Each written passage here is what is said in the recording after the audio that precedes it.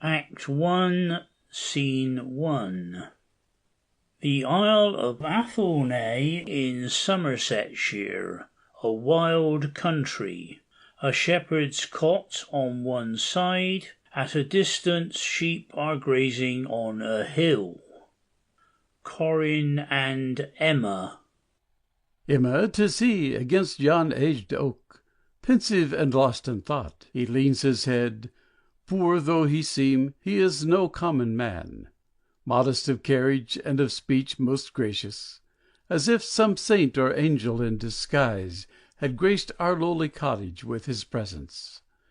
He steals I know not how into the heart, and makes it pant to serve him. Trust me, Corin, this is some chief that from our deadly foe, the haughty, cruel, unbelieving Dane, seeks shelter here.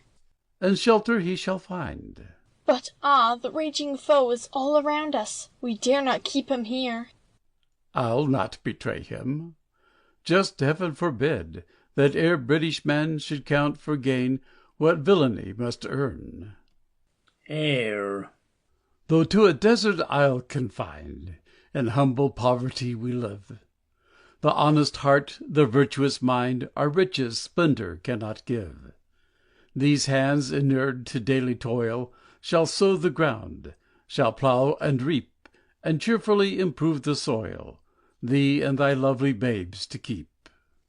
Thou hast a heart sweet pity loves to dwell in, but think upon our safety.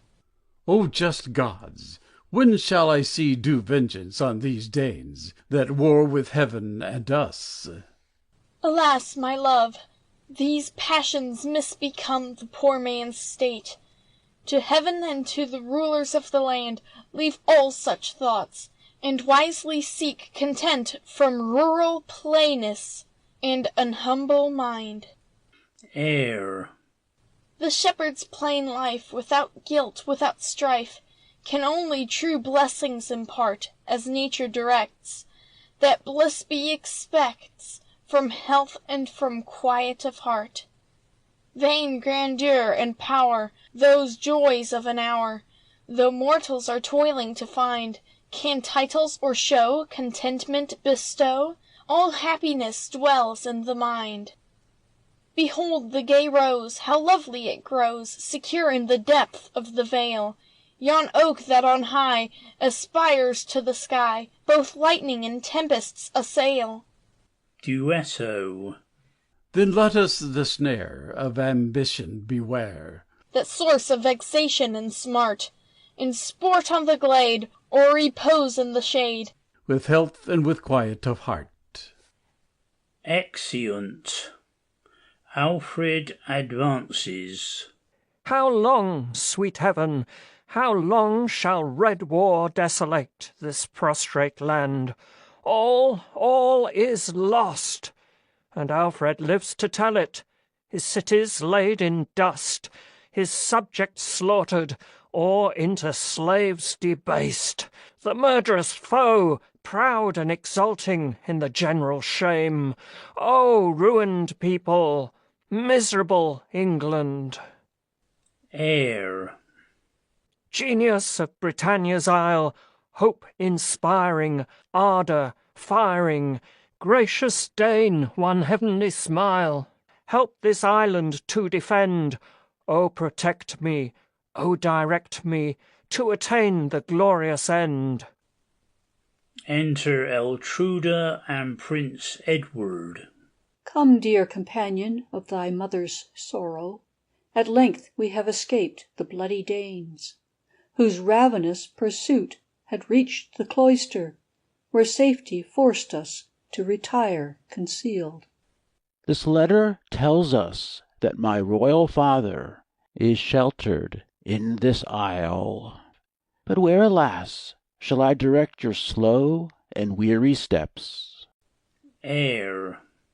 Come, calm content, though late possessed, resume thy mansion in my breast. Sweet fugitive, return, return, for sorrow there delights to mourn. Thou balmy comfort, bring repose, or welcome death to end my woes. Come on, sweet youth, be Providence our guide. Exeunt. Enter Alfred. What blooming lady of majestic form, led by a gallant youth of manly prime, are driven by fate to seek protection here? Eltruda sings behind the scenes. Sweet valley. Melodious songstress, how thy plaintive voice sighs through the vale, and wakes the mournful echo. Eltruda sings. Sweet valley, say where pensive lying, for me our children, England sighing, the best of mortals leans his head, ye fountains dimpled by my sorrow, ye brooks that my complaining borrow, O lead me to his lonely bed. For if my lover deep woods ye cover, ah, whisper where your shadows round him spread. Sure, by the voice and purport of the song, this generous mourner is my queen Eltruda. Away, deluding thoughts, it cannot be. O bounteous heaven, 'tis my queen and son. My love, my life, my ever-honoured husband, oh, take me to thy arms, with toil o'ercome, and sudden transport, thus at once to find thee, in this wild forest, pathless and perplexed. Come to my soul, thou dearest, best of women. O welcome, valiant Edward. Dearest father, the heartfelt joy that rises at thy presence has made amends for all my sorrows past. Air. Why beats my heart with such devotion? Why swim my eyes when you are near? 'Tis love that gives the busy motion, 'tis joy that drops the falling tear.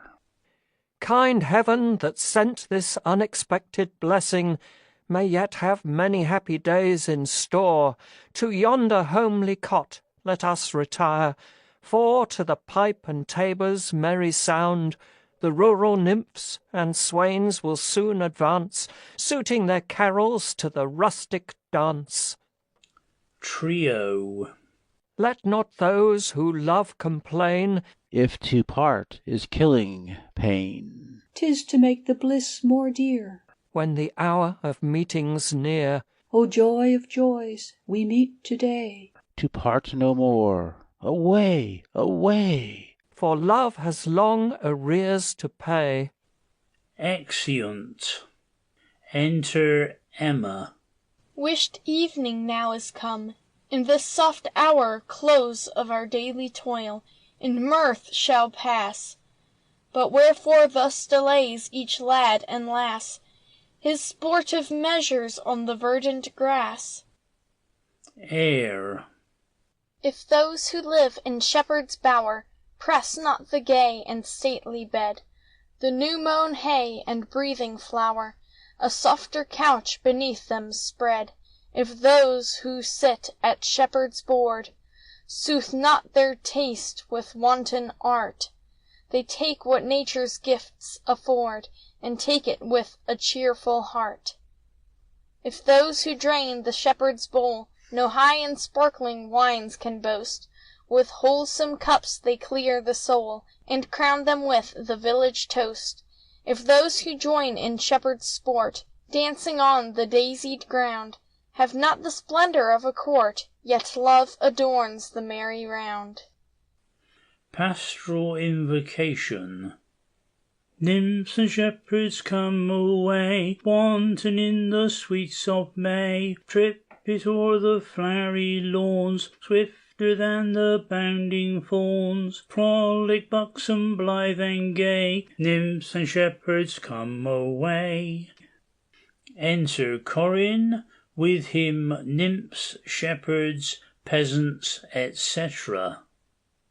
Chorus. We come from hill, from dale and grove, faithful to friendship, true to love. Gay health the produce of our soil, and sweet our pleasures after toil. End of the first act. Act 2, Scene 1. A garden. Night, the moon shining. A nymph is discovered, pensively reclined on a bank. Eltruda and Emma. Comfort, sweet lady, whate'er the cause of this so deep-felt sorrow, relenting heaven may kindly interpose. And if sad sympathy can lighten woe, O cast a pitying eye towards yonder glade, where Edith, all abandoned to despair, hangs weeping o'er the brook. Air. Love's the tyrant of the heart, full of mischief, full of woe. All his joys are mixed with smart, thorns beneath his roses grow, and serpent-like he stings the breast, where he is harboured and caressed. Alas, poor nymph! But she advances. Let us withdraw and listen. Edith advances to a slow symphony. Recitative accompanied. O fatal love of fame, O cruel war, that tore my Damon from these widowed arms, detested bloody field where fell my love, give me back my slain.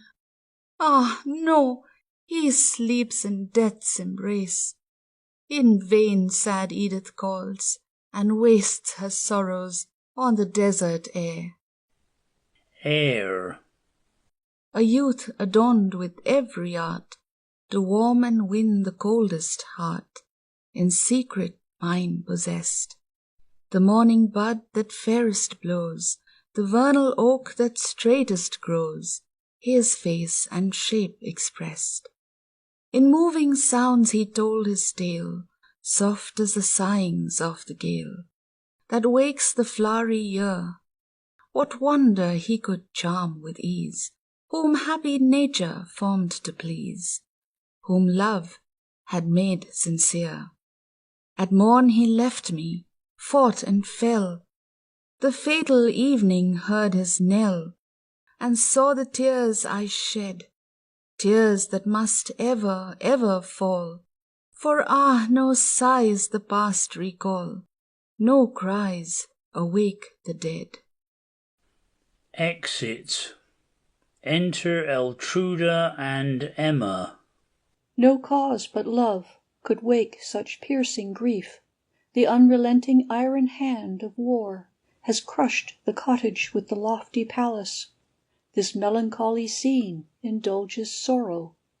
Retire, kind nymph, and leave me to my thoughts. Exit Emma. Air. O peace, the fairest child of heaven, to whom the sylvan reign was given, the vale, the fountain, and the grove, with every softer scene of love. Return, sweet peace, to cheer the weeping swain.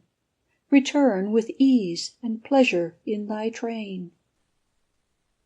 Scene 2. The cot. Enter Alfred. Why does my love to this untimely sky expose her health? The dews of night fall fast, the chill breeze sighs aloud. My dearest lord, think not my eyes shall e'er be sealed with sleep, while Alfred wakes, oppressed with racking cares, for me, his children, and his bleeding country. Amazing virtue joined to matchless beauty, come to my faithful heart, there grow for ever. Air. From the dawn of early morning to the shades of night returning, still these guardian arms shall press thee, shield from danger, and caress thee, driving far each anxious care. Love his downy wings extending, o'er thy pillow lowly bending, shall protect my blooming fair. Enter Prince Edward. Great sir, a messenger from valiant Edwin commends this letter to your royal hand. Now, Edward, fortune smiles or frowns for ever. Alfred reads. O bounteous heaven, this sense of liberty. Alfred reads again.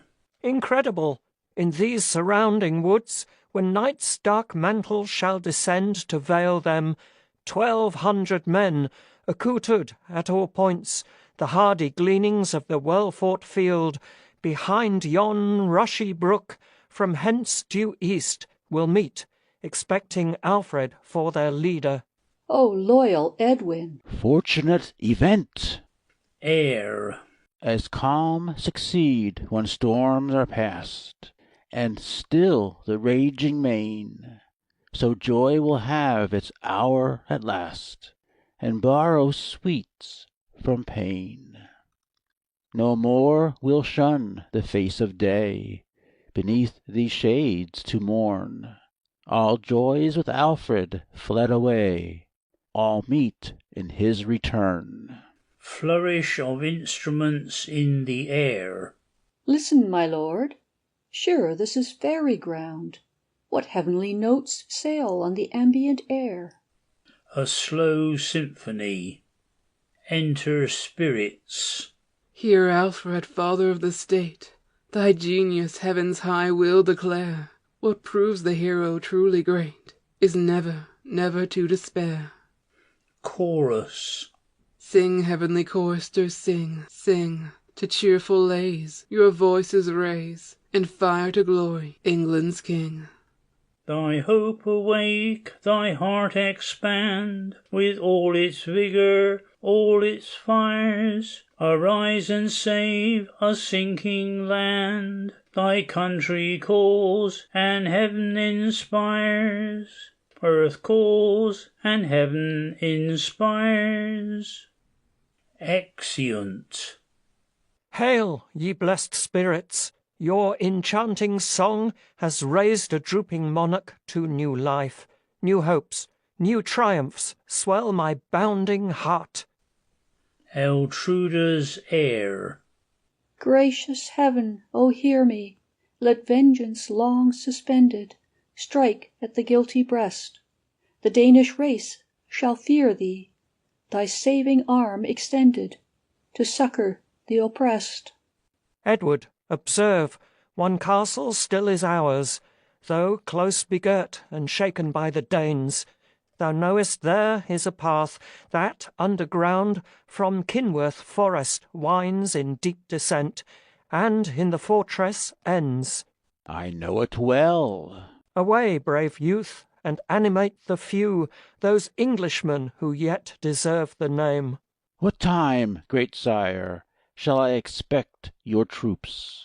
At 3 these men, with Alfred at their head, shall in the rear assail the hostile camp, while your warm sally pours upon the front. Smile, righteous heaven, on this enterprise. Heir. Vengeance, O come inspire me, virtue and freedom fire me. Join me, ye sons of glory. The foe shall fly before ye, and fame record your story in never dying lays. The peaceful dove shall soar on high, the Danish raven droop and die, and every loyal heart shall vie to merit Alfred's praise. Exit. Now, lovely Eltrude, to our homely cot, where thou shalt see me clothed in martial terror, vindictive in the cause of liberty. Alfred's heir. Though storms awhile the sun obscure, no cloud can quench his genial ray. Though loft to view, he shines as pure, as bright as in the blaze of day. At length, triumphant o'er the night, his beams prevail, and all is light. A new funeral dirge in honour of the heroes who die in the service of their country, supposed to be sung to Alfred by aerial spirits. Grand chorus. How sleep the brave who sink to rest, by all their country's wishes blessed. Air and chorus. When spring with dewy fingers cold returns to deck their hallowed mould, she then shall dress a sweeter sod than fancy's feet have ever trod. How sleep the brave who sink to rest, by all their country's wishes blessed. Air. Their honour comes a pilgrim grey, to bless the turf that wraps their clay, and freedom shall a while repair, to dwell a weeping hermit there. Chorus and semi-chorus. By hands unseen the knell is rung, by fairy forms their dirge is sung. Grand chorus. How sleep the brave who sink to rest, by all their country's wishes blessed. End of the second act. Act 3, Scene 1. A meadow. Corin and haymakers at work. When Corin speaks, they flock about him.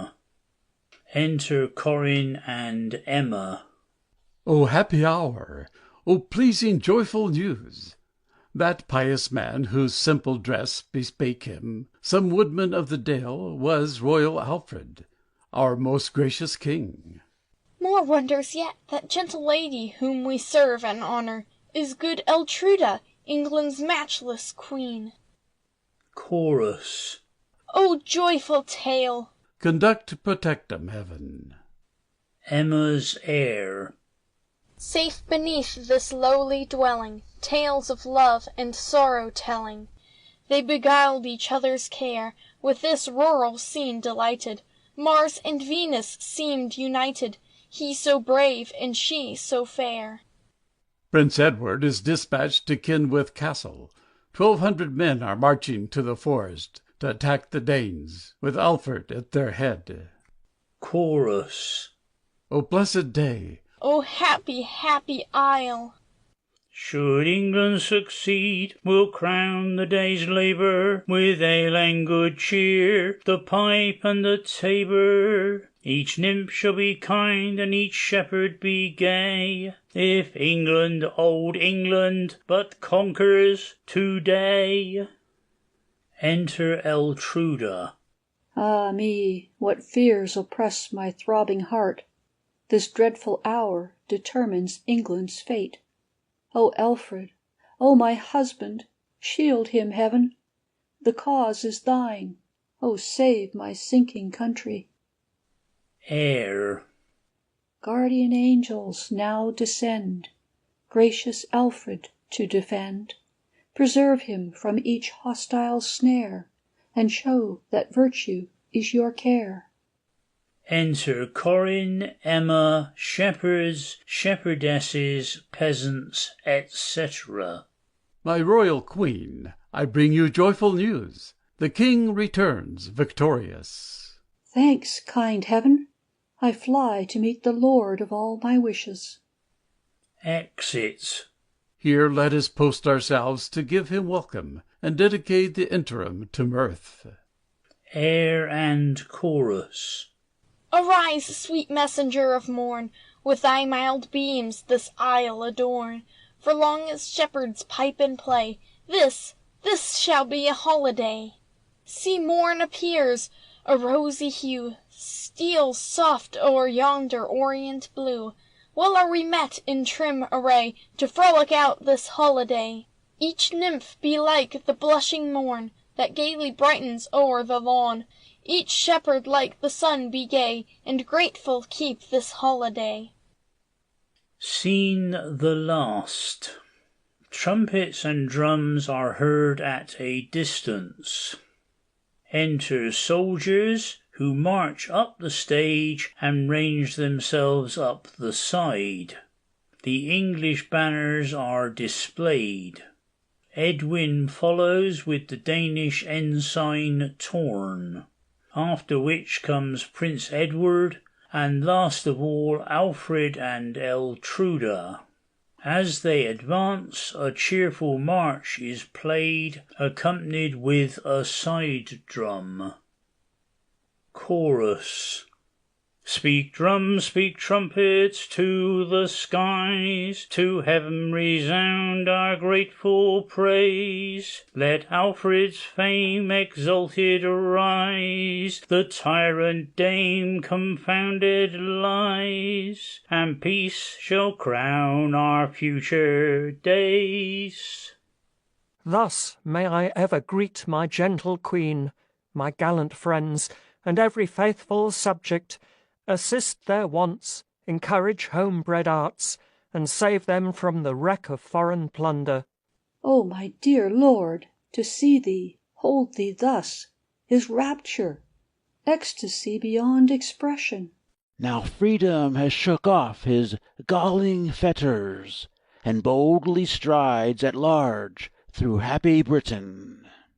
Air. See liberty, virtue, and honor appearing, with smiles and caresses each other endearing. To keep the dear blessing so hardly obtained, let virtue secure what our valor has gained. We can only boast of our national right, when liberty, virtue, and honor unite. Britons, proceed, the subject deep command, or with your navies every hostile land. In vain their threats, their armies all are vain. They rule the balanced world, who rule the main. A grand ode in honour of Great Britain. When Britain first at heaven's command arose from out the azure main, this was the charter of the land, and guardian angels sung this strain. Rule Britannia, rule the waves, Britons never will be slaves. The nations not so blessed as thee must in their turns to tyrants fall, while thou shalt flourish great and free, the dread and envy of them all. Rule Britannia, rule the waves, Britons never will be slaves. Thee haughty tyrants ne'er shall tame, all their attempts to bend thee down will but arouse thy generous flame, but work their woe and thy renown. Rule Britannia, rule the waves, Britons never will be slaves. Eltruda and Grand Chorus. The Muses still with freedom found shall to thy happy coast repair, blest isle with matchless beauty crowned, and manly hearts to guard the fair. Rule Britannia, rule the waves, Britons never, never, never will be slaves. Finis. End of Alfred the Great by Thomas Arne.